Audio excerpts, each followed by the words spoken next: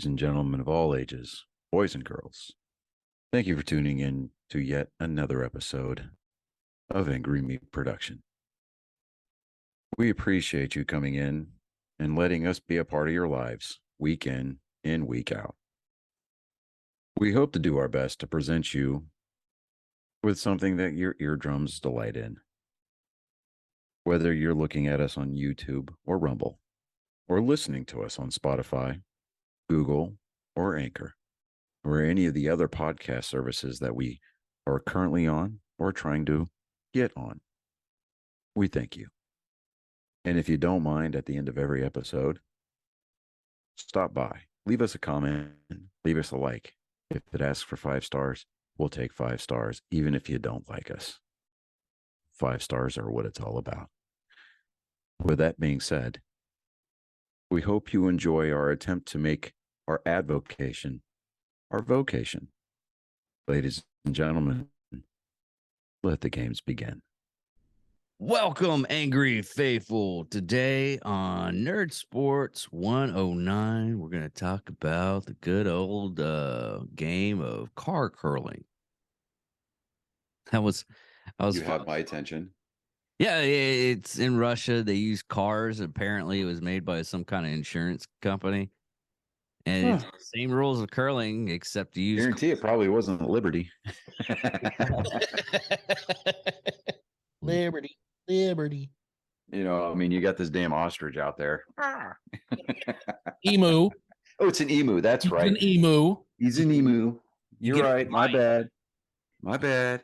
You get emu, the emu. right. I forget. You know, the emus that beat the was it the Australians or the New Zealanders? It was, oh my God. It was the New Zealanders. It was, yep. No, it was the Australians. No, it was Australia. And they call it the emu war, and it was only like 3 guys that ended up trying to. It doesn't matter. They lost. Okay. That's the point here. It doesn't matter. Yeah. They refused to put the resources that they needed to win, and they lost. So now you're making excuses for them. No, there's no excuses. You lost. I'm not trying to make the war gets to burn. I guarantee you got a couple of rednecks down there. Fucking, they would wipe those motherfuckers string. You like had helicopters. No, because just tell them that you can't legally own a gun unless you go through like some kind of crazy vetting process in Australia. True, but I'm saying you remember like, oh, the key to gun safety is to disarm the populace, and then you get everybody down there going, crikey, that's a great idea. And then you see these pictures of steamrollers just destroying rifles and shotguns. I'm just like, what? Yeah, I revisited that recently. But I guarantee you that the Australian mob down there's got every gun under the sun, and it didn't stop them. Yeah. Because laws work, right? Oh, 100%. Oh, yeah. I had a guy that was in this. He said he was in the CIA. He was a CIA investigator, but he said that the most killings that they saw wasn't like gun related. It was like machete related. They would like chop people's heads off. Ugh. Yeah, their violent crime spiked. So what was it, 400%? Something like that. It was some stupid, crazy number. Yeah. So, sport. And Harry made his appearance on the show. Okay. So baseball, really not a lot to talk about. Are you sure? I found something. Then by all means, please, sir, go right on ahead. Yeah, wait. This will give Johnny a really big talking point. Dodgers reinvite anti-Catholic group to Pride Night amongst uproar. Los Angeles Dodgers on Monday decided to invite the Sisters of Indulgence back to their Pride Night event next week. I saw that on Twitter. And I saw that on Twitter. Left-wing group, so-called trans nuns. Yeah, I saw that on Twitter. And the reason why I didn't bring it up is because I refuse to give.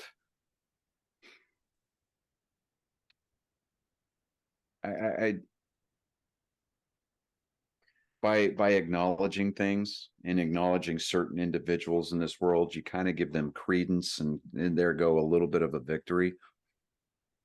I mean, it's bad enough that, the vocal minority that is the woke left on social media seems to, think that this is tantamount to raising the flag on Mount Sarabachi. So, I By not acknowledging them, you don't even give them any credence. You don't even. It's just, dude, they don't exist. I'm not going to give them any satisfaction by even acknowledging that they are there. yeah, exactly. So, it's Is it small and petty and only give power inside my own mind? Yeah, probably. oh yeah, absolutely. give a I damn? mean, but within the realms of my own domain, I make the rules. And to quote Mel Blanc, it's or Mel Brooks rather, it's good to be king. Yeah. Just kind of saying.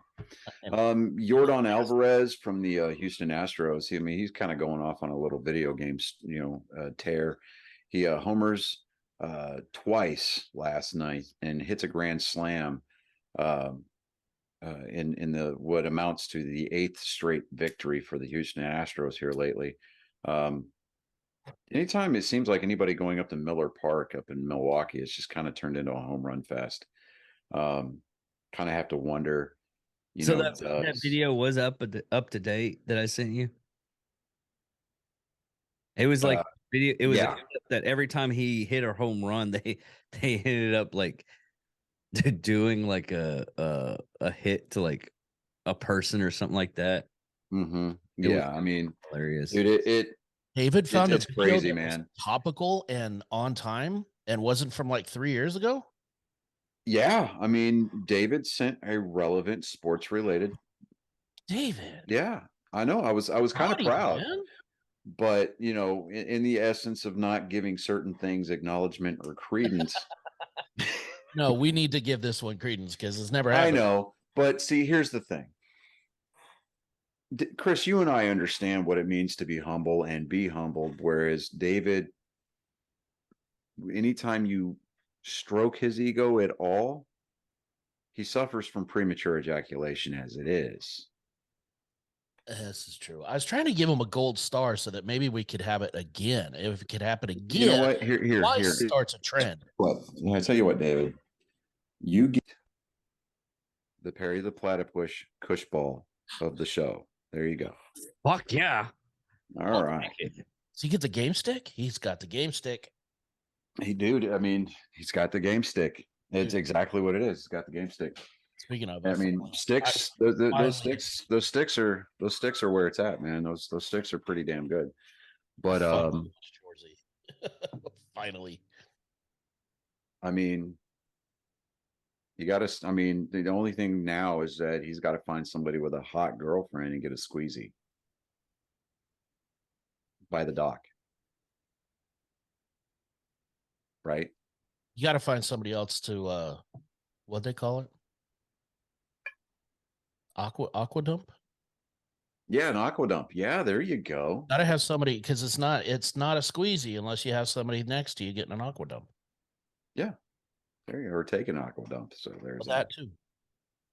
But yeah. So I was looking at the standings for the American League, and I was like, all right, of course, Boston has lost their last 2, and I'm like, all right, that's, we get Chris Sale back off of Tommy John surgery. We finally get James Paxton after like 2 or 3 years. I mean, we traded for this guy, or did we trade for him? Or we signed him as a free agent. I think we signed him as a free agent, but he was hurt for like the first 2 years that we had him on payroll. So he finally is out there pitching. He gets his first win as a member of the Red Sox the other day. We get the Chris Sale of old come back this year. I mean, because he came back off of Tommy John last year and pitched like 1 1/3 inning before, he got hurt again because he took a line drive off the finger. Right. And so he said during the offseason, he's like, I've got a lot to prove. I've got a lot to make up for because, that it was embarrassing last year. And so far, I mean, he's averaging like 8.6 or almost nine strikeouts per 9 innings. And I mean, he gets a lot of strikeouts, and when he does pitch to contact, I mean, I think he's only given up 2 home runs so far this year, which is actually way better than he did last year. But of course, I mean, with the American League East, I mean, every team is above 500. I mean, even the Toronto Blue Jays, who are sitting at 25 and 23, and far and away, dude, far and away. I mean, to put it into perspective, the American League Central Division, the only team above 500 is the Twins, and they're in first place. They're 25 and 23. They have the same record as the Toronto Blue Jays, who are in last place in our division. And then you got Texas, or the American League West. You've got Texas. They're in first place, 29 and 18. Going into tonight, Houston is in second place, a game back. Now, granted, Texas has lost last night, and against a tough Pirates team. Yeah, I mean, dude, tough game again tonight too. Yeah, it is. But I mean, Houston's on this 8-game winning streak, and that's the longest. That's the biggest active winning streak in the American League, and as a matter of fact, it's the longest active winning streak in Major League Baseball right now. So I mean, they're definitely the hot hand. Mm-hmm. Texas has averaged like 6.2 runs per game so far this season. Over the last, for was it the last 10? They're 6-4 over their last 10 games, and so they're averaging like 8.6 runs over the last 10 games. Oh my God! They had some tough teams in between there too. Like they played the Rays, and they played the last. I want to say. So they played the Braves was the last series that they had. Right. And I want to say they had the Rays before that. Yeah. See, actually did well against the Rays, which was surprising. Yeah. See, now, okay. So the only reason why the Rays still have the best record in the world right now at 7-14, and that's 35 and 14. So, and the only reason why they've even got half of that right now is because of the hot start that they had. Where was it like? It was like 12 wins in a row to start the season or something like that. Yeah. 13 wins in a row. And I mean, right now they're only 5-5 over the last 10 games. Yeah, but they have a huge buffer built up. Oh yeah, they do. Probably go maybe 10 or 10, anywhere from 8 to 10 minutes on each side. Okay. My wife is learning the finer arts of grilling on my smoker. So, yeah, we're having fajitas tonight. So, skirt steak and chicken breast out on the grill. Yeah. But so I mean, Tampa Bay, they're going to be relevant for a majority of the season. They're going to hit their summer lull probably just before the All-Star break. And then they might catch fire a little bit just before the trade deadline. I don't really look for them to do a whole lot during the trade deadline just because, because here's what Tampa Bay is notorious for doing. They get offensive talent, and they either, like Wander Franco. I mean, this is his third season in the major leagues, I think. He's kind of the anomaly. I mean, he's more or less the de facto replacement for Evan Longoria, if you remember him from back in the day. I mean, he was a long time. I mean, he was drafted when the Rays became an expansion club, and he eventually, I think he's tooling around somewhere out in San Francisco, I think. But Tampa Bay, somehow or another hacked baseball, and they found out a way to build their pitching prospects. And they build up their farm league team, and they just go, buckaroo banzai on pitching prospects. They build them up the right way. They don't stretch out their arms too terribly much. They definitely don't burn out their elbow, their power arms. And they cultivate this pitching culture there in Tampa Bay. And once their pitching gets up to the major leagues, they have an impact for like maybe the first year or two, and then they either sign a free agency deal, go somewhere else, or they get traded away at the trade deadline, because the Rays realize that they can't keep up the offense that they've had all year. Now they need to make a serious push for the postseason. And, so it's kind of cool to watch how they do it down there. But at the same time, as a Red Sox fan who is also in the American League East, it's frustrating as hell. To see Tampa Bay sitting there on top of the American League East division. I'd rather see Tampa Bay up there than the Yankees, of course, but I don't know. I mean, I'm just kind of resigning myself to the fact that this is not going to be the Red Sox year. I'm okay with that. I mean, as long as they finish above 500, which is what they didn't do last year. Right. So I mean, when you're in that tough of a division, I mean, yeah, just staying in the running there is almost a consolation prize, just to be able to say, you're exactly. going against the best of the entire league. Yeah, Red Sox are actually are they trying to gut their team so they can get a playable team? No, well, see, this was supposed to just be get rid quote of unquote a rebuilding year. I mean, of course, so was last year, but I mean, when Haim Bloom came into when he took over as the general manager of the Red Sox, I mean, he was charged with trying to undo the Dave Dombrowski bad deals. We're talking 3 years, $33 million was kind of Dave Dombrowski's trademark. And now Dave Dombrowski is now the general manager of the Philadelphia Phillies. Now, yes, they went to the World Series last year, but the Phillies are currently sitting at 22-25. So that's a 568 record right now. Over their last 10, they're 4-6. So, I mean, Dave Dombrowski, every once in a while, he finds these like, diamonds in the rough kind of a thing. Like he picked up Kyle Schwarber, brought him to Philadelphia, signed him to a pretty decent deal. And I mean, he gave Bryce Harper that hideously large contract. And it's Dave Dombrowski is an old school baseball guy.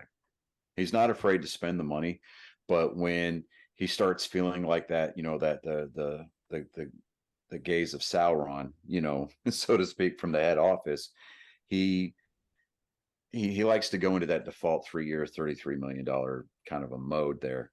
And it really doesn't work. I mean, because 3 years, $33 million was, I mean, he picked up, when he was with Boston, he picked up Adrian Gonzalez with that.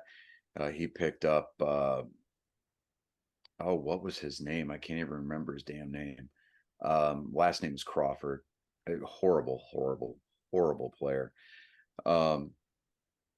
He made the trade for Pablo Sandoval, the panda.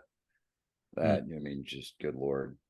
I mean, the only thing funnier than watching Pablo Sandoval try to cart himself around the base paths was trying to watch pre-Weight Watchers Prince Fielder, run the bases.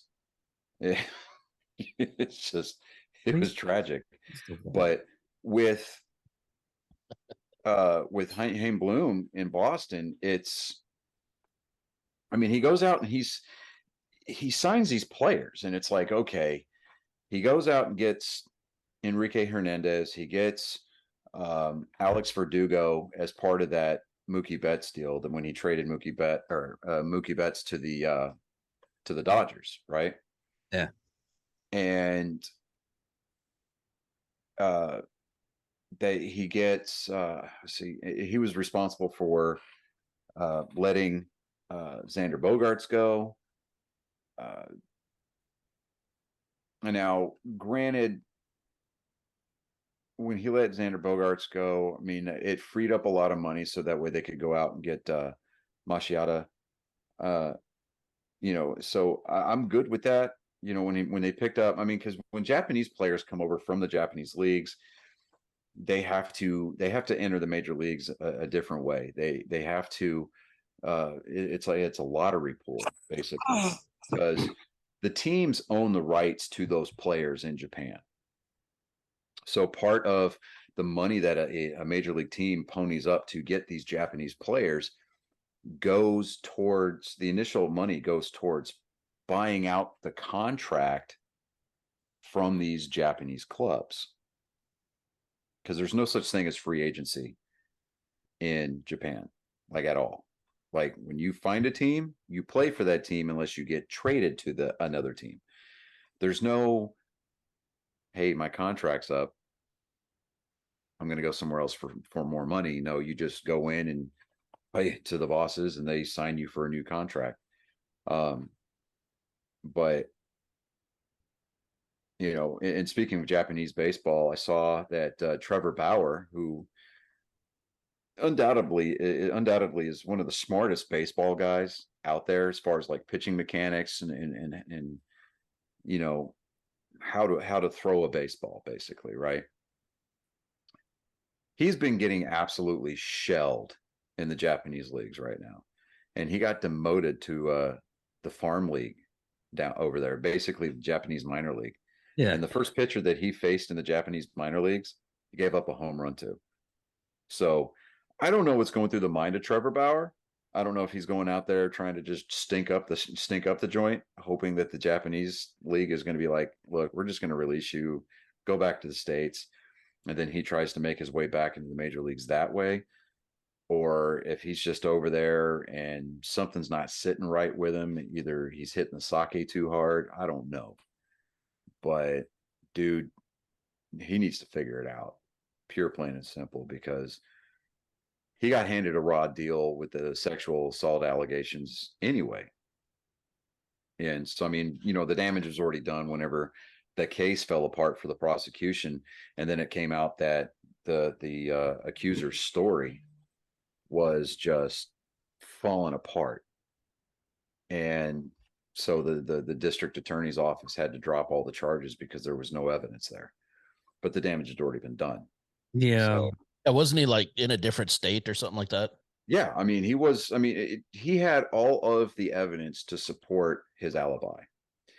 And it didn't matter because the district attorney in Los Angeles, I think it was just kind of like, well, I'm kind of having a slow year. It's not necessarily a celebrity, but he's a professional athlete. I'm going to get my name in the paper. Well, he got his name in the paper, but he kind of handled it. He handled it like a first-year felony prosecutor. I mean, those charges should have never even been presented to a grand jury at all. Right. Exactly. So, I mean, it just kind of goes to prove, the old montage, the old adage that you can indict a ham sandwich. Right. Like I said, in a case like this, he could have gotten so much more traction with his name if he would have gone after the woman for making a false accusation. Yeah, but the way that it would never happen. But in a real world, yeah. But in today's victim mentality society, especially yeah, I mean, it's especially in LA. So, I mean, it's so good that the state of California banned plastic straws. I mean, you imagine the mess the extra mess they'd have to clean up after purging all the homeless camps. I know. Using plastic syringes. Plastic syringes. But they're, and then what was it? That one firearms company, that one ammunition company came out with recycled plastic cartridges that they made from plastic or recycled plastic straws. Yes. It's fucking hilarious. There was, I saw a YouTube video of this company that's using recycled plastic to make roadways. Yeah. That is actually fantastic. Well, okay. Certain So, circumstances in some places geographically, I think. yeah. Climately speaking, yeah, that would be very feasible. The one thing I remember growing up was, those guardrails you see on the side of the road. Yeah. Mhm. There was a company for the longest time, like in the early to late to mid 90s, or mid to late 90s rather. They were making them out of recycled 2 liter or recycled plastic. Mhm. Mhm. They were not the guardrails themselves, but the posts that were being driven into the ground, Right. Yeah. and they were made out of plastic. And dude, those things were stout. Mm-hmm. And I don't know if that's like a thing that's still going on, or if that company Yeah. kind of just went by the wayside, or what. I don't know. It used to be like playground equipment and stuff like that too. Oh, Yeah, yeah. exactly. So, it's Whatever happened to that stuff like that? Because nowadays they don't do shit for anything. You don't hear anything like they That's what I'm just talking about. Now yeah it's so commonplace that it's not even newsworthy. yeah I yeah. guess. Well, I mean, I still see, well, especially with the guardrails. I mean, you see like the posts now are made out of steel. Mhm. So I'm like, okay, but then now, like especially here in Texas, you got the median divider. It's made out of those cables. Yeah. So I don't know. I mean they even started making plastic clothes. They like recycle. They turn the uh plastic bottles and everything to like clothing wear. Yeah. Yeah. Synthetic So fiber. NFL news: Jets quarterback Aaron Rodgers tweaked his calf, and he sat out today's OTAs. All that. But it's not too serious, but everybody's like, "Oh God." How much did they Guy pay? is already falling. How much did he? How much did they pay for him? Because um, they got him under a garage sale, and he's yeah, I already think they got him on a garage sale because it was part of a trade package. yeah.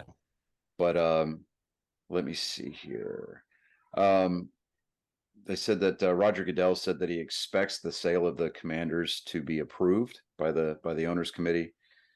Which, all They're right, great. happy Dan about Snyder's out, so maybe, just maybe, I don't know. Maybe players will start taking, the District of Columbia just a little bit more seriously as a destination to go play. The Broncos released veteran kicker Brandon McManus after 9 seasons. There's really not a lot of football news. I mean, they came up with the schedules last week. Mhm. Um, um, the schedules didn't like jump out and say, "Hey, I did see something of interest though. The Texans announced week 2 is going to be their home opener, and just like last season, they're opening up their home slate against the Indianapolis Colts. So I'm tempted to try to get tickets to that game to see if we can get a tie part due. Mm. But yeah, I mean, with Dude, the I newest, latest, and greatest in quarterbacks, CJ I Stroud. I mean, that's just so bad. I'm not sold on the whole CJ Stroud era. I'm really not. I'm just not. I'm I don't know. I mean, I want the Texans to do good just because I'm tired of seeing people from the area down here just kind of, walking around like somebody beat their dog while they were pissing in a bowl of Wheaties and cucking them at the same Just time. because they look I anytime someone suggests they have a football team, they look up like, do we? Oh, you want to talk about a Talk slap in about the arena? face? All right. So when the Houston Oilers left Texas and they went to Tennessee, they retained all of the rights to the name Houston Oilers and all of the images associated with that, right? Really? I didn't know that. Yeah. So this year, the Titans announced that they are going to wear a throwback uniform, and it is the Houston Oiler uniform, right? With the old Eric on the side of the helmet, everything, powder blue pants, the whole 9 yards, right? Mhm. How is that gonna work? And they announced that they are most likely going to wear the throwback uniform when they play the Oh, Texans. no. Oh, that's a slap in the face. That was Right? That is some deliberate. lowbrow shit right there. I'm just That like, is I that's mean, awful. Oh ooh. my I mean, I loved the Houston Oilers when they were in Texas, and then the the Oilers moved to Tennessee while I was stationed at Fort Campbell. So I got to go to a few Titans games. And so I was like, all right, cool. But dude, to me, because you remember Bud Adams, he used to be the owner of the Titans. I don't know. I think his family still owns it or something, but man, that's some Bush League crap, like, right there, dude. I'm just like, dude, no, come on, have a little bit of class, So, part of me kind of wants the Texans to just absolutely demolish the Titans on that particular weekend. Hmm. I really do. That would be kind of funny if they actually do that. Yeah, especially knocking the doo-doo out of them. So very well put, David. So moving on to the NHL, much to the chagrin and just dismay of Stars fans everywhere, Didn't make it. Vegas Golden Knights, no, they're still playing, but thank you for actively participating in this week's episode, David. Oh, did he finally wake up? Yes. He's like, well, they didn't make it. No, they're still in it, but they're down 2-0 in the Western Conference Finals. The Carolina Hurricanes are leading the Florida or trailing the Florida Panthers 3-0. So the number 1 seed, actually they were the number 2 seed. The number 1 seed overall was the Boston Bruins. So it looks like the Florida Panthers are going on this David and Goliath tour through the Stanley Cup playoffs, and I'm not happy about it. No, but so whoever represents the Western Conference in the Stanley Cup finals needs to absolutely spank the Florida Panthers, because everybody's like, you remember back in the day whenever people were like, their team would be out of the playoffs, but then the team that beat your team ended up winning it all. It's like, well, at least we lost to world champs. No, I'm here to say unequivocally, fuck that. No. Granted, the Bruins, my Boston Bruins, beat themselves by playing themselves out of that series. I'm looking at you, Linus Ullmark, playing hurt. You're not a lineman. You're a goaltender. You need to be healthy. But yeah, and then the Carolina Hurricane, they basically had the second best record in the a regular season record in the NHL. Now they're down 3-0. It's like nobody's going to come back from that. We've lived our one lifetime where we got to see a team come back after being down 3-0 in a best of 7 series. And it was never going to happen again. Who was that? My 04 Red Sox when they came back against the Yankees. Oh, really? You've never mentioned that? Yeah, no, never. I'm not trying to say anything, but right there. But it's, we're not going to see that. And I hate to say it, like even in the NBA, before I get to LaFlop and the Denver Nuggets, I have to address the number 8 seed Miami Heat lead the number 2 seed Boston Celtics 3-0. Game 4 is tonight. I believe that Boston can at least win maybe 1, maybe 2 games, but I doubt very seriously that they're going to come back all the way. If they do, then there's got to be something in the water, that the city of Boston's feeding these athletes out of the Charles River, because dude, I'm telling you, that's some spooky shit. Check your calendars, check your farmers almanacs, make sure that the moon is not blue. But yeah, it's at this point, it's looking like Miami's going to go up against the Denver Nuggets, who finally makes their first NBA Finals appearance. And they did it by way of sweeping the Los Angeles Lakers, and LaFrop Brown, James. I'm sorry, I can't talk straight because this guy, we're not a flopping team, dude. That's all you did. Yeah, I get that you have to bring to the fact that, to the referee's attention that you caught a hand in the face, but how does a hand across the tip of your nose cause your body to splay out backwards over the course of 15 to 20 feet? It was a powerful swipe. No, Yeah. I'm just telling you, man. I mean, It's like a Homelander level swipe. Well, they even the freaking news on this is like, if it was a Homelander swipe, then you would have seen the guy that did the swipe drop trowel and start whacking it because he can do anything he wants. It's true. Let's light this. well, even on the news, they're saying it's like LeBron James questions Los Angeles Lakers future after NBA Western Conference Yes, he's threatening retirement, and everybody's like, "Oh, threat. the king Like, can't retire." And then he comes out with his "I'm the best and I know it" statement of "I'm probably better than 90 to 95% of the NBA even after retirement." It's like, dude, get off your high horse. Maybe check the numbers. Yes, you've got the career points title. You got what is the career rebounds? I think it is.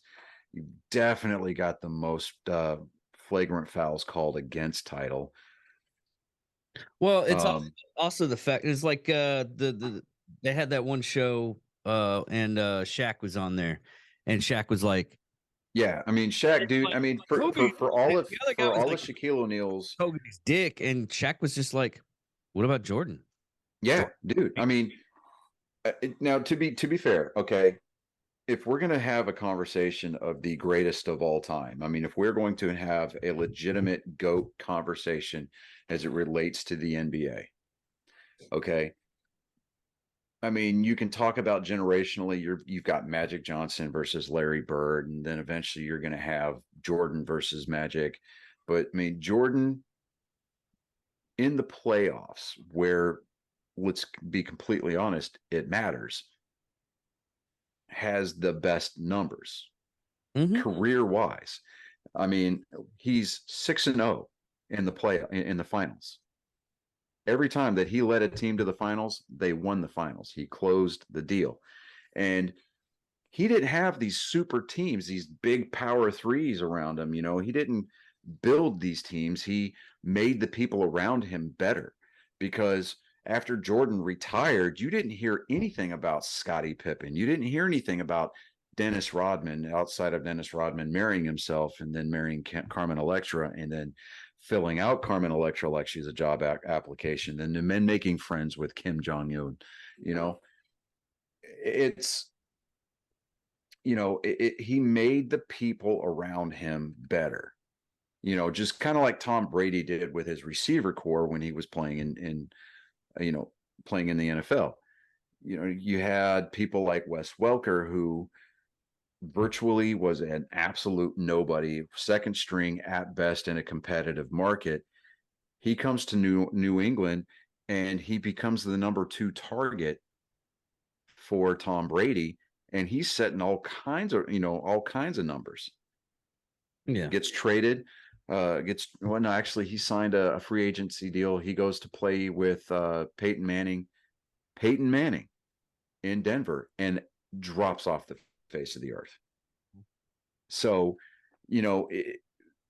what did LeBron do? I mean, anytime you see LeBron or hear about LeBron going to a team or becoming a part of a team, he's either starting to court these other superstars that are free agents and just trying to convince them to come play with him so they can go out and win a championship. It's the only way he can win a championship. It's the only way. By himself. Yeah, I mean, it's the only way. And even the championships that they won in Miami, I mean, the low man on the totem pole in that power three was Chris Bosh, but you had Dwayne Wade, right? Dwayne Wade was obviously the most talented of those three. Oh, by far. You just had LeBron James being the prima donna of the group because he decided he's going to get a Sports Center special all to himself, only to announce that he's taking an absolute dump all over Cleveland and taking his talents to South Beach. Mm-hmm. So, I mean, the only real championship that I really give any kind of credence as far as like legitimacy to the power and the greatness of LeBron James was when he went back to the Cavaliers and he had like the one person that he had with him. I think it was Kyrie Irving for a little part of that season, and he had Kevin Love through the finals. That was a legitimate team effort. when Cleveland won that one championship, and the city of Cleveland absolutely imploded. They did not know what to do with themselves. And they were like, a championship? What is this? It's like the kid who becomes self-aware, realizes that he's got a he's got a penis, and it's like a foot long, and so he just can't stop playing with it, kind of a thing. So, and then he goes from Cleveland and goes all the way out to Los Angeles. Yeah, they won a championship when he was with the Lakers, but like I was telling Chris before the show started, that was a COVID bubble season. So, I mean, really, it was a shortened season. I mean, it's just like with the Dodgers winning the World Series in 2020 against the Rays. Do we really count that? Because I mean, it was an 82 game season, right? It was a shortened NBA season, and the NBA said, "Well, we're going to play, but we're going to play in Orlando in a bubble. Like all the teams are going to stay in Orlando, and you're going to have basically hermetically sealed buses back and forth from the arena." And it was hard to watch. And then, they're sitting there playing this finals in an empty stadium. And so, I mean, what are you doing? Piping in crowd noise? It's just, I really, as far as LeBron James goes, and I know that there's a lot of LeBron James lovers. I mean, they're all up on his bag, and they're all about. I mean, they'll defend him faster than his hairline recedes. But at the end of the day, you have to kind of look at, all right, are the numbers that he was putting up worth the personality that and the poison basically that he brings into a locker room? I don't think that it is. Because I mean, all the talent in the world will get you on the court or get you on the field. But if people aren't willing to play with you, what's the point? I mean, that would be out there, kind of a funny game to watch. You're out there inflating your own ego just for the sake of inflating the ego. Yeah. So a true superstar elevates those around them. Yeah. Everything that LeBron has done is suppress everybody around him, unless you're already another superstar. Yeah, I mean, he's all over their nuts because he knows they're going to elevate him. Yeah, I mean, I mean, if you remember back when he was in Miami, or no, it was when he was before he went to Miami. It was in Cleveland still. Mm-hmm. One of his teammates slept with his mom, and then it got out on Twitter. I mean, that shit was hilarious, dude. It was great. I mean, all the numbers and all the MVPs and all the scoring title crowns are not going to matter one bit, because there's that one dude out there who not only knows what your mom looks like naked, LeBron. He knows what she feels like. Yep. Think about that when you go to bed at night. looking at the fake Emmy that you had to have reproduced on a 3D printer, because actually, you know what? I'm not even going to go there. As you're staring up at the Razzie that you won for your performance in Space Jam 2, just know somebody out there slept with your mom and told the entire world about it. Mm-hmm. There you go. And that right there tells you everything you need to know about what caliber of teammate he is. Oh yeah, a true teammate would never do something like that. Exactly. Never disrespect you like that. All right. So before I get into NASCAR and talk about the All-Star Weekend, I'm going to get a hold of Colin real quick. All right. So we're going to do this for our weekly FCC violation. Yes, exactly. Our weekly FCC violation. Exactly right. What's up, Colin? Hello. All right. So before we get into it,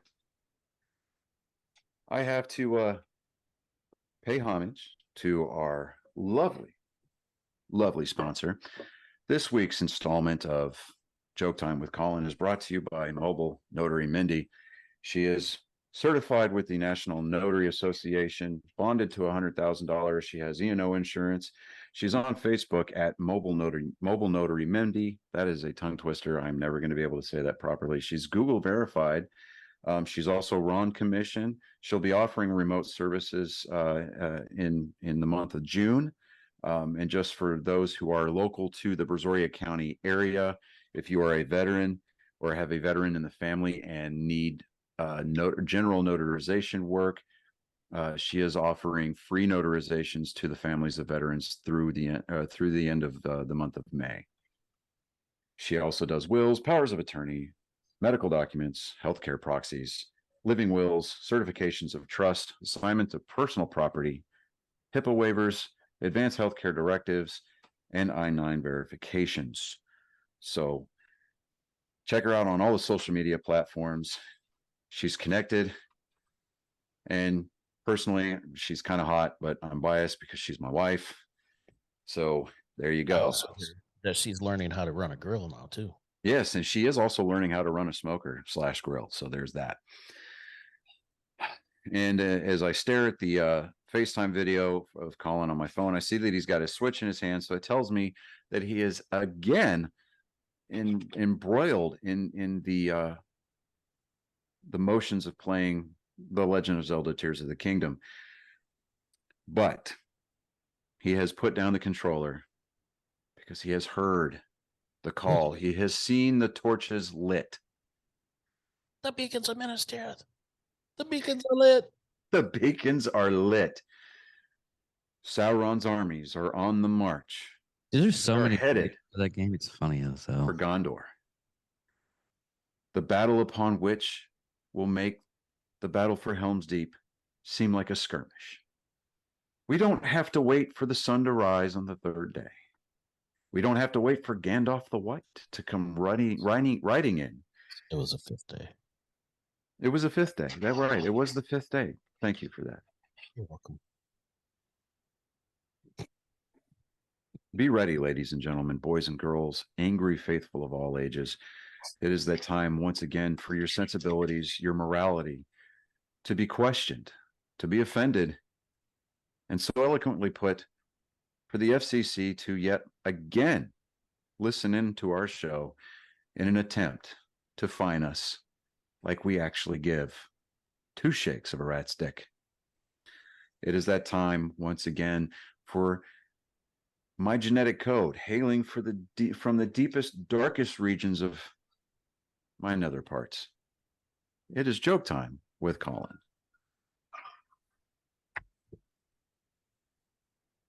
There's a pedophile's favorite part of Halloween. Oh, God.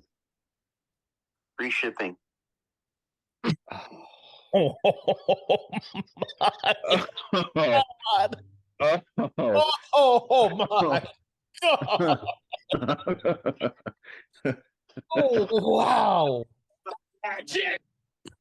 Oh. Mm. This thing is a movie. Yeah. Killing cancer patients. It's called Finding Chemo. Oh. God. I can't breathe. Hold on. You got Chris doing his best George Floyd impression out here. Oh my God. Wait, did I need to say that? Was that worse? Is that going to be the line that gets us canceled this week? Dude, if those 2 jokes didn't, then that line won't. Okay. All right. You got another one for this week, bud? No. No? Okay. God. Yeah, if we had another one, Chris. Ooh. Oh, He came all out right. swinging on that one. Yeah. I will give you guys a call later this week. Sammy's birthday is this weekend, so I'll give you guys a call on FaceTime. But give your brother a hug for me. I love you guys 3,000. Love you. Love you later. Later. And just like that, guys, ladies and gentlemen, he's gone. Disappeared. Armed with smoke bombs like a ninja. He has vanished. Mm. And once the smoke is cleared and we are given the debris has stopped falling command, we can peer out from the bunkers in an attempt to rebuild society anew. But the question remains, whose image do we rebuild it in? But that is a question left best answered for yet another time. Because you have been left empty inside, yet fulfilled, because you have been blessed. Your ear holes and your eye holes have been assaulted and been given reprieve. For you have experienced yet another episode of Joke Time with Colin. We need to start playing the Purge siren before we do. That's going to start prefacing and announcing that it's joke time. I'll get it up on the board. Either that or the siren from Silent Hill before Pyramid Head comes out. Right. One of the two would be wildly appropriate. Right, exactly. All right. So this weekend, NASCAR made its triumphant return to North Wilkesboro Speedway in Wilkes County, North Carolina. And it looked like, I mean, they had a cars tour event, which is a street modifieds. That was very, very well done, very popular. The crowd, I mean, the stands were packed for the entire week, and they started racing on Wednesday. And actually before that, I think it was like Monday or Tuesday, they started having events all the way through the week. Kyle Larson raced in the Craftsman Truck Series race on Friday night at North Wilkesboro, and he won that race. And he must have figured out something, because when the All-Star race itself started on Sunday night,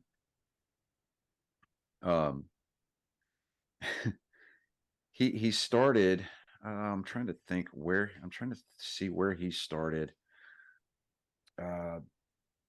He started ways back, because I don't think that they qualified very well for the race, but I mean, nonetheless. So Kyle Larson has won previous races, the All-Star races at Charlotte and Texas, and is the only driver to win the $1 million prize at 3 different venues. So he's tied with Dale Earnhardt and Jeff Gordon for second most victories in the exhibition event, and he's one behind Jimmy Johnson for 4 All-Star race victories. I'll be out there in just a few. So in addition to the victory that he picked up on Sunday night, all these other kind of milestones that he's hitting, it gave him the sweep of the weekend. So North Wilkesboro Speedway, it's roughly about 0.625 miles. It goes uphill at a turn 2, going into turns 3 and 4, and you're driving downhill coming into turn 1. So it's kind of unique. It's a concrete retaining wall on the inside wall. And it's, I mean, you spend more time turning the wheel than you are holding the wheel straight. Pure, plain and simple. The track is very aged. You get to the bottom, you stay on the bottom, and unless your car is just absolute Superman, you're not going to make any passes on the outside. Now, so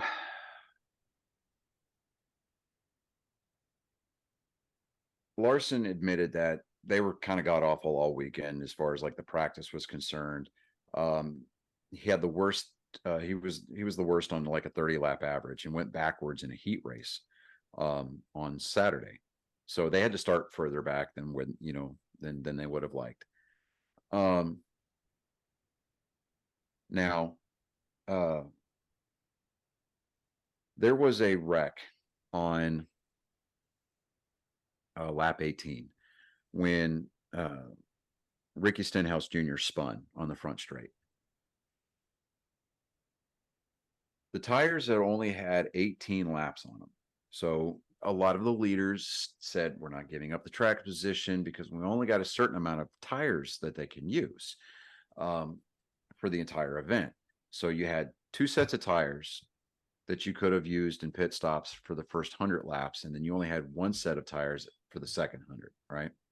That's just the way that NASCAR set those rules out. Well, brand new tires, we'll say sticker tires, okay?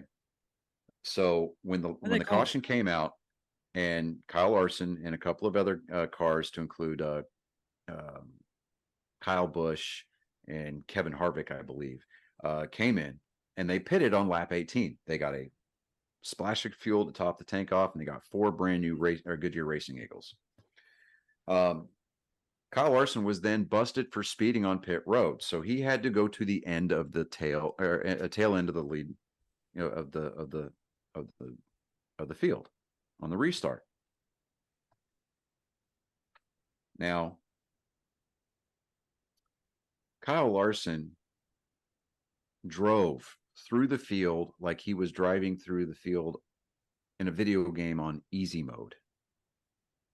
Like he was just making passes left and right. He passed the entire, all 23 other drivers in that field. He passed them.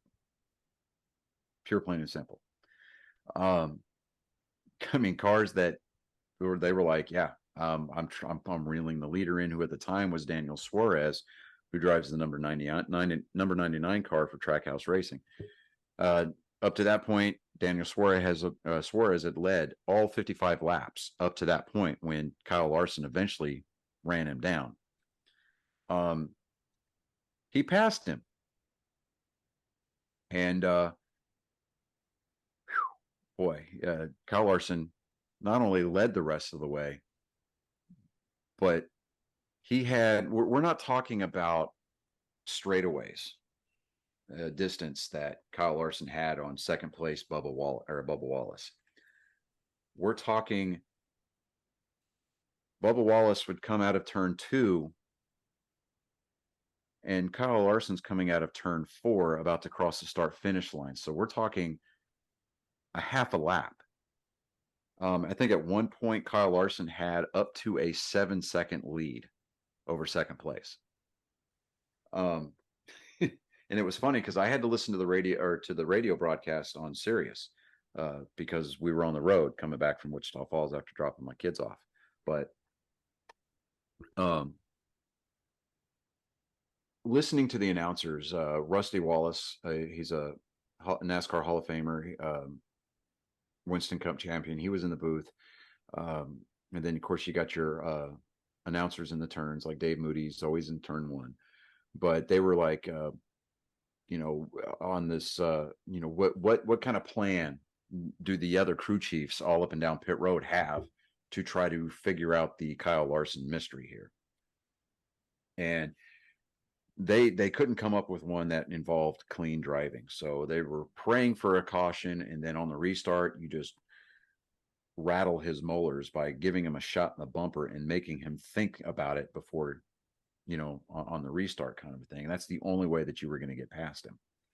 So after the competition caution at lap 100, on the restart, there was on lap 111, Larson he took off on the restart, checked out, and he was gone. By the time the checkered flag fell, Larson had a 4.537 lead, second lead over second place when he crossed the start-finish line.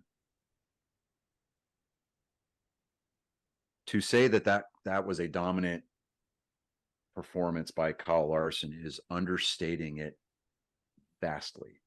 The last time I remember a car being that dominant at the All-Star event was when Jeff Gordon ran the T-Rex car. They called it the T-Rex car. It was a red number 24 car that had the Jurassic Park promotional graphics on it. Now, of course, Jeff Gordon and his crew chief, Ray Evernham, at the time were told by NASCAR to never bring that car back to a track again. And while the car was not illegal at the time, after NASCAR got done looking at it, they went and changed the rules and made the car illegal. So that way it couldn't come back and, come back to the track ever again. But I think, and when Kyle Larson loves doing the celebratory burnouts, he did a 1-lap burnout. Like he started to do a burnout and didn't finish until he made one complete lap around the track. I mean, he just burning them tires down. So, but I think in addition to just being able to see Kyle Larson just kind of put on this show, the series hadn't been back to that track since '96 when they last won. So the last time that a Cup driver won a race at North Wilkesboro, it was Jeff Gordon racing the number 24 DuPont Chevrolet for Hendrick Motorsports. Hendrick Motorsports won the first race back there. I think the big thing as far as the takeaway from the All-Star weekend was the fact that we brought this track back to life. NASCAR gave this track a chance, and it proved beyond the shadow of a doubt that it was capable of hosting a Cup event. I saw on the North Wilkesboro's Twitter page and Facebook page that it only took them an hour and a half to clear out the traffic after the All-Star event on Sunday. Wow. Yeah. So, and that says a lot because, it's a small town. It's a track that was basically given up for dead. NASCAR had no interest in going back there. Dale Jr. wanted the track to survive, at least digitally. So he grabbed a weed whacker and got a bunch of people on Twitter to come meet him out there at the track. And they went out there raining, wet on a February, I think it was, or no, November. Anyway, it was in February, but it was rainy. It was wet. It was during an off weekend. And they're out there with blow torches, shovels, weed whackers, trailers, the whole 9 yards. Just people going out there on their own time and their own dime to bring this track back to life so it could get scanned into the iRacing servers. And then he started talking with the owner of North Wilkesboro and said, I think that we can bring this track back and put actual racing on the actual track. And he convinced the owner of the track to invest some capital, along with some contributions from federal dollars and from an initiative that the North Carolina state legislature had passed to rejuvenate some of these racing venues. So they got the track back, and he said, all right, this is going to be a make or break kind of a thing. And it was last October that they had started a 1 month of racing, 30 solid days of racing nonstop, Sunday through Saturday, the 4 weeks in the month of October. And it culminated with the Cars Tour event going to North Wilkesboro on pay-per-view for people that couldn't attend.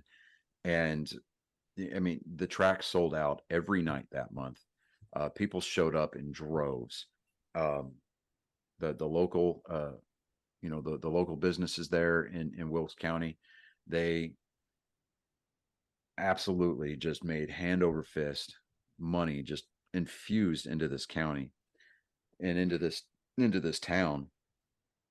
And it really speaks to the viability of the roots of the sport, in a day and age where the brass of NASCAR are talking about going out and opening up to new markets, trying, the Chicago street race, which I'm still on the fence about. They're pulling out of California to an extent that California Speedway or Auto Club Speedway is going to be, it's the property that it's on is being sold off, and they're only retaining the ownership group is only retaining enough acreage to take the 2 mile speedway and turn it into a half-mile short track. So, it's, when we're talking about, Cup tracks that enjoy the Cup Series coming once or twice a year, fighting for dates on the calendar because NASCAR is wanting to branch out and go other places. It's like, I mean, I get it because you're trying to grow the sport, but you're growing the sport in such a manner that it's diluting the product, that you're more concerned with changing the rule book on a daily basis or on a weekly basis, because the golden child of the week isn't happy, or it just seems like in a day and age when NASCAR is overreaching, and they're overextending their reach as far as like governing the sport, and they're overextending themselves as far as as far as economically is concerned. Yeah, they don't seem to be that mindful of what they're going to lose in the process of trying to gain all this other stuff. Exactly. So now there's a movement kind of going around. It's, what track are we going to bring back next? And the one that's at the top of the list is Rockingham. The last time we ran Rockingham was, I believe, in 2000. 2000 or 2001. No, I think it was actually 2003 we ran Rockingham. But the problem with Rockingham is that it's not owned by ISC, which is the International Speed Corporation, which is basically NASCAR, or SMI, which is the Bruton Smith family, or the Smith family. They own Texas, they own Charlotte, they own Las Vegas, and a few other tracks around the circuit. But I think they also own Atlanta. But it's kind of that anomaly, where they're independently owned now. So a group came in after NASCAR stopped racing at Rockingham, and they bought the track. They've let it go for the most part. There's been a couple of sparse, like, local racing events held at Rockingham, but there's never been a real grassroots movement. There's not been enough momentum behind any kind of yearning to race at these venues again. And I think that it would be economically beneficial for a lot of the teams within NASCAR, because they're all in the Southeast. And yeah, I get that NASCAR started as a regional sport and they're wanting to make it more national, more international. But I think that in a day and age where, everybody's attentions are pointed elsewhere, who are we going to offend this week? What can we not say? Do we have to say cisgender instead of man or woman because, well, it offends the trans groups? It's things like that. When we're worried about the price of gas, and truck drivers and shipping companies, trucking companies in general, are having to worry about the price of fuel, and it's causing everybody's, services to go up. Prices at the pump are going up. Prices at the grocery stores are going up. I think that it would be beneficial for these areas that have fallen out of favor with racing series or racing bodies like NASCAR to go back into these areas. Yeah, absolutely. I think that some retro racing, for lack of a better term, some good old fashioned nostalgia being re-injected into the sport to remind everybody, especially the brass at NASCAR's head office, where the sport came from. Right. Bring back some of these tracks. I mean, Darlington is still on the circuit. For whatever reason, it became offensive, I think, to name the Darlington race the Southern 500. So now they've got a sponsor that names that race. It's not the Southern 500 anymore. It's bad. I mean, it's bad enough. Chick-fil-A. It's bad enough that they've moved the July 4th race. The weekend of July 4th traditionally used to be the Coca-Cola, or used to be the Pepsi 400 at Daytona, right? You get the race, you get a plate race at Daytona in the middle of July. The track's hot, it's slick. I mean, the tires are not grabbing it the way that you normally would in, like, say, February. And you got guys out there just beating and banging. Big fireworks show at the end of the race. One of the more iconic moments in NASCAR history, like the 2001 Pepsi 400, when Dale Jr. won for after the series went back to Daytona for the first time after his dad died, kind of a thing. I mean, those are going to be some of the images that are just intrinsically burned into the minds of NASCAR fans everywhere, at least ones that have been following the sport for more than 20 years.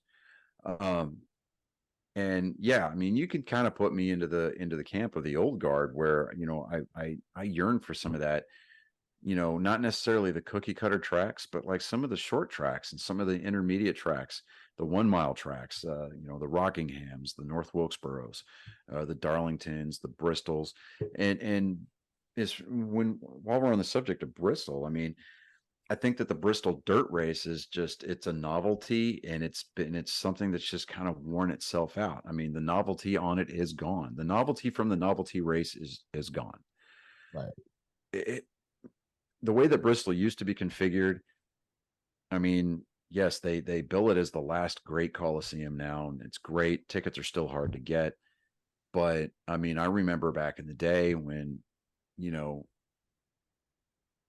you had to buy those tickets almost a year in advance just to be able to guarantee yourself a seat in the stands, you know, at the next year's race. I mean, Bristol itself has just kind of, it's diluted itself to the point where it's like, yeah, okay, it's Bristol. I mean, people used to get excited about Bristol, and they don't as much anymore. So it's, I mean, I'm going to forever love NASCAR in the sense of, you know, the experience of going to a live race, being able to see some of these storylines play out as the season progresses. I don't know. I mean, it might be safe to say that we can announce it on this week's episode. The three of us have planned to go to the September 24th race at Texas Motor Speedway, the playoff race. We're going to make it a guys weekend. It's going to be an Angry Me. It's going to be an Angry Me weekend. It's going to be great. We're staying at a hotel like 10 minutes from the track. I mean, yes, our tickets are going to, hopefully, as long as we can still grab them, our tickets are going to be at the end of pit road, between the end of pit road and the entrance to turn 1. We're going to try to get as close to the fence as we can. I hope that those row 1 seats are still available, but I mean, it's going to be great. I mean, I legitimately am excited, and I'm looking forward to that weekend. Not necessarily because, you know, I mean, a lot of it is, yeah, the three of us are finally going to kind of just let it all out, and we're going to hang out, and, you know, we're going to make sure that history remembers the name Enterprise kind of weekends. Right. But it's the fact that I'm going back to a live race. You know, we're going to get to feel that exhaust, get to feel that horsepower beating off your chest, you know, as the cars rip by. Will also be my first race. Yeah, and it'll be Chris's first race. It might be the first race that David remembers, because apparently he made it a point to let everybody on the conference call know that I was raised around cars, dude. Oh, my uncle actually raced. Like totally. No, yeah. my uncle Ronnie, he raced all the time. Yeah, well, I know, I get that. Like the, you know, Friday and Saturday nights at the local short tracks and dirt tracks and stuff like that. But as far as like, do what? No, he this is in Dallas, dude. They have a whole different culture down in Dallas for, yeah, they do, for racing and everything. Yeah, I mean, and they use Texas Motor Speedway. They've got a dirt track at Texas Motor Speedway. They've also got a road course inside the big track, and they've also got a quarter-mile circuit that they use to race legend cars on. Yeah. So, but my cousin still races funny cars. Okay, so he does a lot of that stuff out down there in what is it, Ennis? Yeah, out there at the NHRA drag trip. Yeah. That's an event that I would like to go to. Is an NHRA event. But those tickets are just expensive. Yeah. Oh my God. I mean, it's usually you have to buy like a 3-day package, but I think you can get like a single-day pass. But I mean, when those drivers get in the throttle, when that green light drops, that is an explosion, dude. I mean, that is insane. I want to be able to experience that, even if it's just for a day. But I don't know. But yeah, I would love to see NASCAR get back to its roots a little bit. As far as the puzzle of what to do with these cars that they've got out now, I'm not smart enough to answer that question. I mean, we could take away downforce, fine. We can, you know, not restrict the airflow on these plate tracks so much. We can let them run a little bit more wide open, that make it to where the drivers have to drive the cars. We want drivers, not steering wheel holders. Yeah, I mean, we want to see drivers getting out there and getting up on the wheel like Kyle Larson drove that car Sunday night. Absolutely, and he put on a certifiable clinic on Sunday night on how to drive that track. And the most amazing part about that was not the gap that he had from first to second when he crossed the start finish line to take the checkered flag. It's the fact that nobody in that field had driven at that track, with the exception of, I think it was like 3 drivers. It was Kyle Larson, Bubba Wallace, and like one other Cup driver drove in the truck race on Friday night. Mm-hmm. And the only one that seemed to take any notes was Kyle Larson. And it was impressive. I mean, when I got home, I went back and I watched the replay of the race, and that was something to see. I mean, that was something. It was impressive. I'll just say that. But we're coming up on almost an hour and 45 minutes, I think. So we should probably go ahead. Hour and 15. Oh, is it an hour and 15? It just feels longer. Okay. All right. But I guess time kind of drags out when we don't let you run your mouth, David. Well, we got 2 last things before we close up shop. Jerry Springer's dead. And Ray Stevenson. Ray Stevens died. Ray Stevenson died on Sunday. Yeah. Okay. All right. Well, that was a weird one, because from what I gathered from looking at how he died, it was something to do on the set. I looked up. Alec Baldwin wasn't on the set. Oh, so. Not Ray Stevens. Ray Stevens. Okay. Yes. Okay. Yeah. The actor. Yeah. I was thinking the Ray Stevens. I was like, not the singer. No. So I was like, is he streaking up in heaven right now? No. Boogity. No, I mean, I mean, he was supposed to play. What the fuck is his character name in Ahsoka? I don't remember.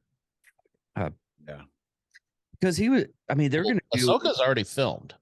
Yeah, it is. It's in post. Yeah, it's Heir to the Empire too. They were going to. Yeah. Oh, yeah. And Dave Filoni said that the movies, the Star Wars sequels that he's filming, the first movie is called Heir to the Empire. Heir to the Empire. Yeah.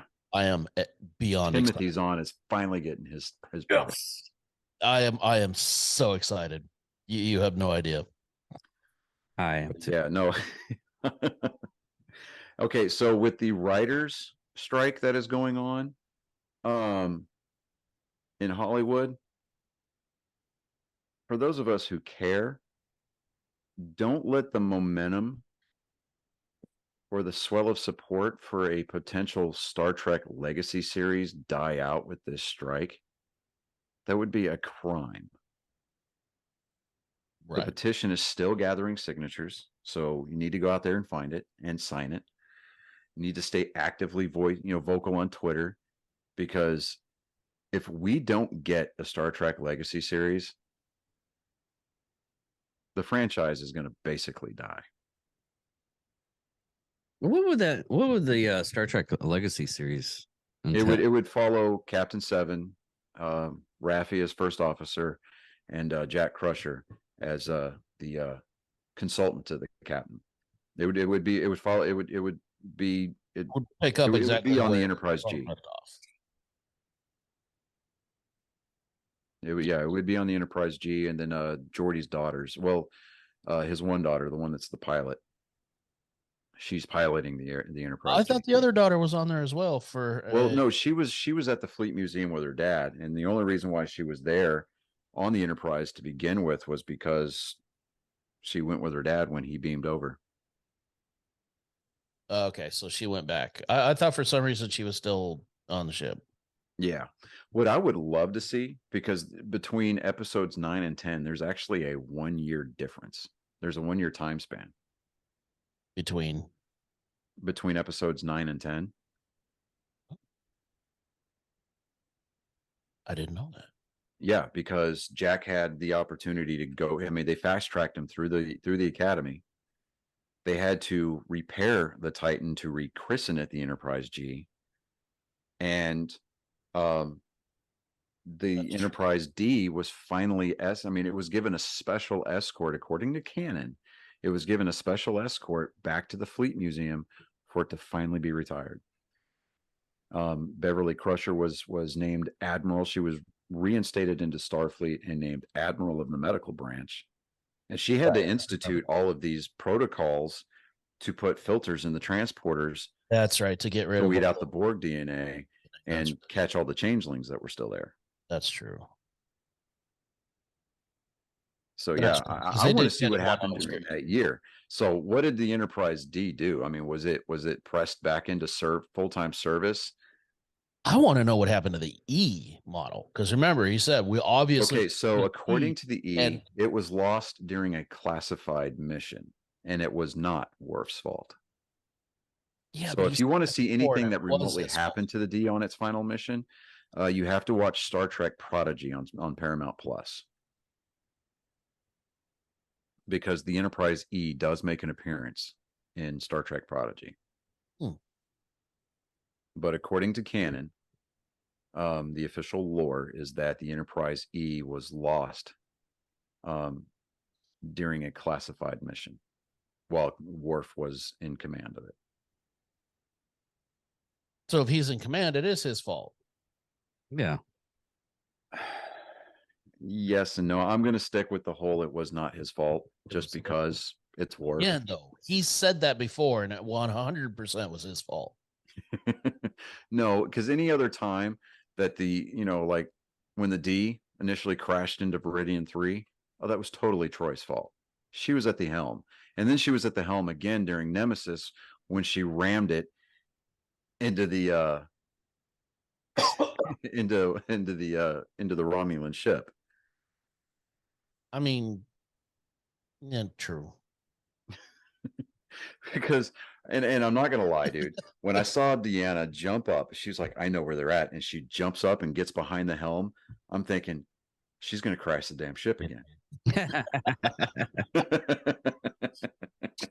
How many of these are we going to let her crash? Right. And it's like we just got the damn saucer back thanks to the good old Prime Directive. But and then there's these short track episodes out there where it shows the recovery of the saucer section on Viridian 3, and then it shows Spock going to the grave of Kirk on Viridian 3. You'll have to look for it on YouTube, dude. It is amazing. They used they used AI to generate to deep fake Spock's face. Nice. But right there, that mountaintop where Picard buried Kirk's body underneath all the rocks and then put his Starfleet pin there to mark the grave. You see a guy, obviously he's in Vulcan robes, and he leans down and he picks up Kirk's pin. And then he turns around and he pulls the hood back. And it was Spock, right? So it's like Spock wanted his friend off of that planet. Yeah. So is that in Kelvin verse or is that in canon? No, that's Prime Timeline, buddy. That's Prime Timeline. Because Spock didn't go to the Kelvin timeline until just before well, actually probably like 20 years before Picard season 1.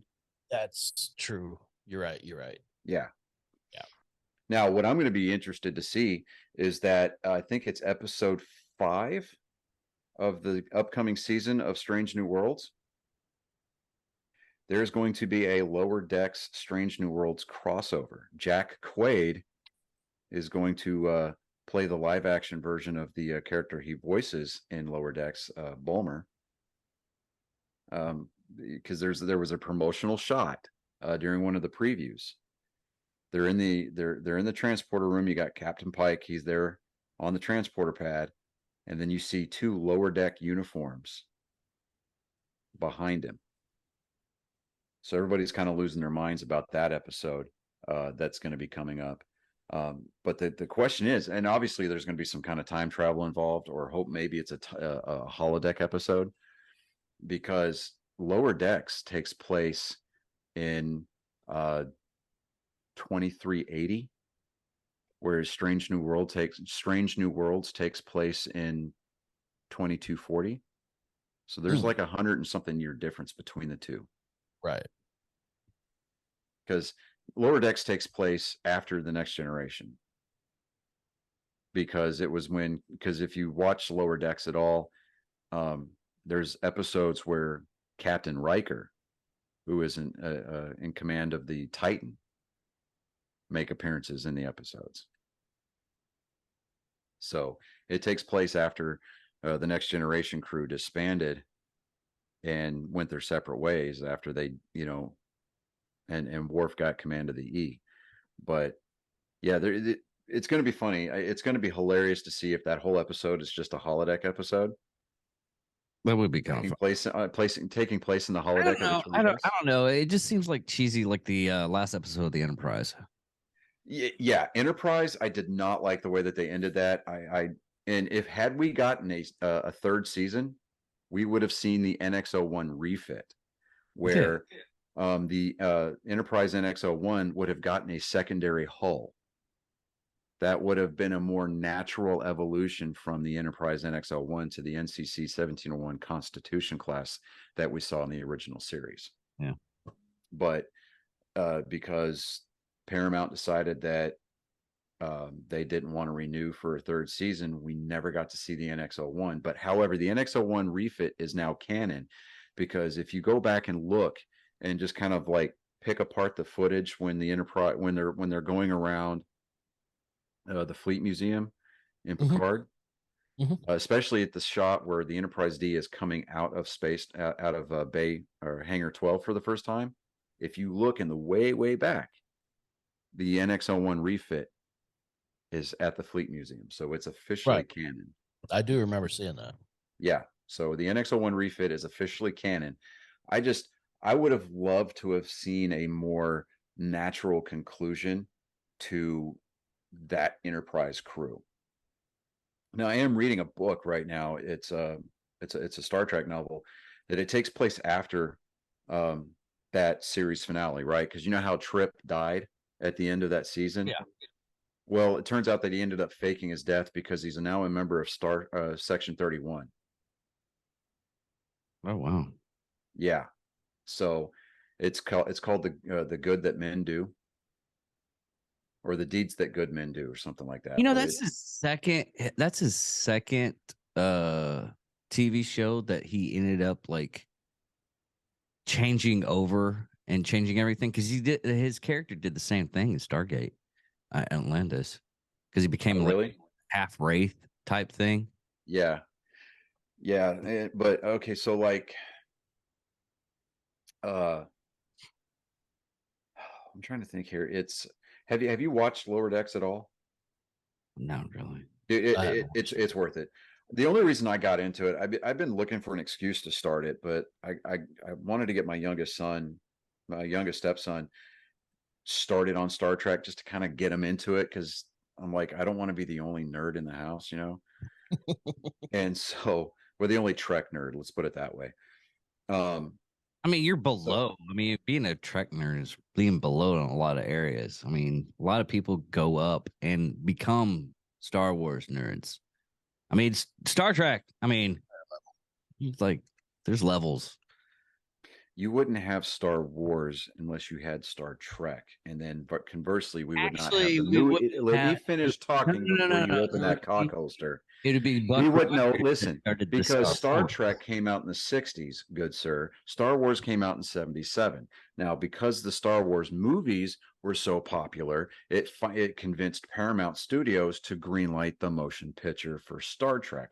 So, without Star Trek, we would not have Star Wars, and without Star Wars, we would not have the movie universe and the extended canon for the Star Trek lore that we would have today. So they are codependent upon each other. And I don't buy into this whole Star Trek and Star Wars, and they need to be at odds with each other. It's like, who the fuck cares? They're both cool ass franchises. We both bitch about shit within our own universes. It's like, you got your prequel haters, you got your sequel haters, you got people who hate the way that Enterprise ended, and you got people who hate Voyager, they hate DS9, or they look for inconsistencies with the story. It's like, dude, just shut up. I've said it before. Like the number one thing I hate about Star Wars is Star Wars fans. The fandom is yeah, exactly. horrendous. The only thing worse than Star Wars fans are Star Trek fans. Yeah, especially when they break down the fucking ships at times. Oh, Like okay. Break down. It's like everything on the ships. It's like, why didn't they use this ship in this series, but they used it in this? Okay, so the Enterprise F. The engine nacelles were incorrect in episode 4. So the Enterprise F, right? All it was just it was just a blown up version of the E, right? So the E was a Sovereign class. The Enterprise F is an Odyssey class, right? I would have liked to have seen more of the service life of the F rather. They decommissioned the F rather, because of a computer virus. Yeah. That the computer just would not operate past a ceremonial capacity, right? The only thing I want to see retconned as far as the Enterprise timeline or lineage is the Enterprise J. The Enterprise J, for those of you who don't know, was kind of debuted and brought into canon, so to speak, during the Enterprise series when Archer was taken to the 32nd century. So it was a flying pizza cutter. That's all it was. It's just a freaking pizza cutter. There's absolutely no profile to it at all. So it's like, what is where? Now, I think that would I have liked to have seen a new starship built and christened the Enterprise G rather than the Titan A being rechristened? Yeah. Do I think that it kind of falls along the same lines that what they did after Star Trek IV? They took the USS Yorktown and they rechristened it the Enterprise A, right? Full of bugs. And if you remember the opening monologue, Scotty was doing a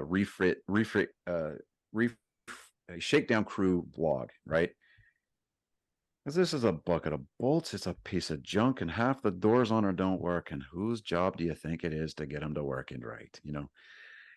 It like that was part of the magic of Star Trek V. It was, seeing Scotty trying to struggle with like the little bugs that were still trying to be ironed out on the Enterprise A. But one person kind of brought it out a little bit, was like, everybody wants Star Trek Legacy and everybody wanted to see a new Enterprise. And the entire show basically took place on the Titan A. Well, at the end of the series, what did they do? They rechristened it the Enterprise G. So we really got to see the Enterprise the whole time without even realizing it, kind of a thing, right? I'm excited, and I want to see a Legacy series because I want to see what happens with that ship. I want to see the adventures that it goes on. I want to see what Q is going to do. Yeah. You know, That was a shock seeing him come in at the end like that. yeah. I mean, because at Oh, the end of season 2, you thought that he died, and then he made that comment. He goes, "Humans, you think so linearly," you know, and I'm like, "Oh, okay, I get it now." So, you know, and to answer your question, David, about the whole Borg timeline, right? When Girardi and the Queen assimilated to each other, right, and they created that sect of the Borg that was based, you know, that they only assimilated based on consent, and they used compassion as opposed to dominance, right? Yeah. When they did that, that anomaly that they were emerging from at the beginning of the season, at the end of the season, that was a wormhole to a different timeline. Yeah. Okay. Yeah. So, I that sect of the Girardi Borg asked for, what was it? Provincial acceptance into Starfleet, into the Federation, to get protection, because apparently there's a big baddie out there that was bigger than they were, right? Usually I think it was like the Jem'Hadar, or the Jem'Hadin, which was the big bad guy during the Dominion Wars, during Deep Space Nine. But No. we have now lulled our audience to sleep with Star Trek talk, and I think it's glorious. yeah. Apparently, Jamie Foxx had a stroke. I'm sure he has several. Oh, stroke. Oh, gotcha. Oh, yeah, I was waiting. I was like, I'm going to say something. But Chris beat me to it, so good job. Yeah. Well, That was like 3. We all knew it was going to be me. well, there's that. So What I'm here for. Well, I guess we can land this plane. Now we actually gone to almost like an hour and 35 minutes. So, Yay. and so everybody, thank you. Oh, we're also going to be on Twitter. Apparently, you can have 2-hour. 2-hour videos on Twitter. Yeah. Yeah. So Oh, that, that's you know, thank you, Elon Musk, for enabling people who were too cheap to go to the theater to watch the Mario Brothers movie to Oh, watch it on Twitter. Yeah. Yep.